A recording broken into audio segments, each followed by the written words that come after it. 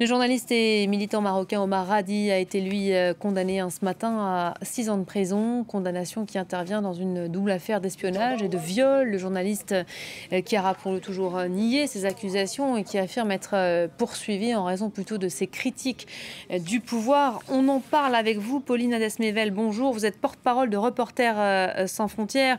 Le reporter âgé de 35 ans est en détention provisoire depuis juillet 2020. Il a toujours nié les faits.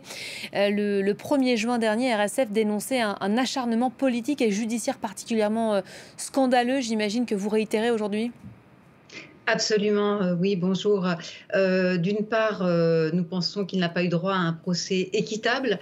La peine qui a été prononcée hier soir est effectivement extrêmement sévère, 6 ans, quelques jours après son confrère Souleymane Rassouni, qui a écopé de 5 ans de prison également.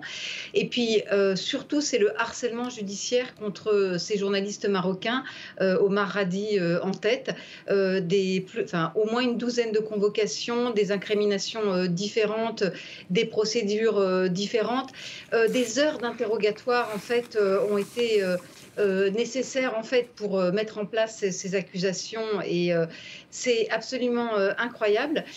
C'est un journaliste qui dérangeait, c'est un journaliste qui a été effectivement au cœur de l'affaire NSO puisque une enquête pour espionnage avait été ouverte fin juin 2020, donc avant qu'il soit incarcéré, après la publication d'un rapport d'Amnesty International qui affirmait que le téléphone d'Omar Radi avait été piraté via le fameux logiciel Pegasus de la firme israélienne NSO. Et comme un fait exprès, soudain, le journaliste est interrogé après une plainte pour viol, puis harcèlement sexuel, et puis cette enquête pour espionnage qui se poursuit. Vous liez, vous, directement les deux affaires, si je vous suis bien? Enfin, en tout cas, il est clair que lui-même a fait le rapprochement entre le travail qui a été fourni par Amnesty et le fait qu'il a été ennuyé, qui a été concomitant. Donc, il est clairement sous les feux de la rampe. Il a été sans doute ciblé, évidemment, en 2020, donc plutôt.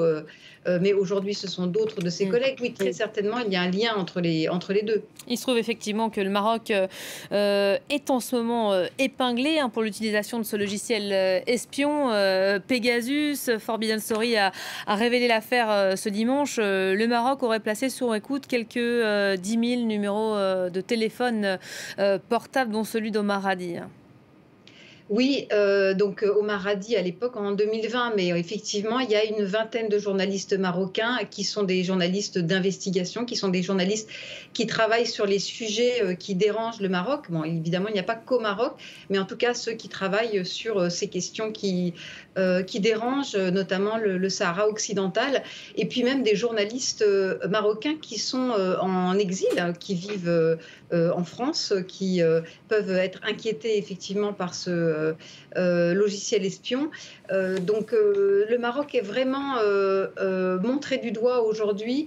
Moi, ce qui est très important, en fait, c'est que contrairement à une surveillance de masse, il s'agit cette fois-ci, avec cette affaire Pegasus, d'un ciblage extrêmement minutieux. Un certain nombre de journalistes ont été visés et pour des affaires très précises. Donc, ils savent en fait que très probablement, c'est telle ou telle affaire, tel ou tel sujet sur lequel ils enquêtaient qui est visé et qui dérange.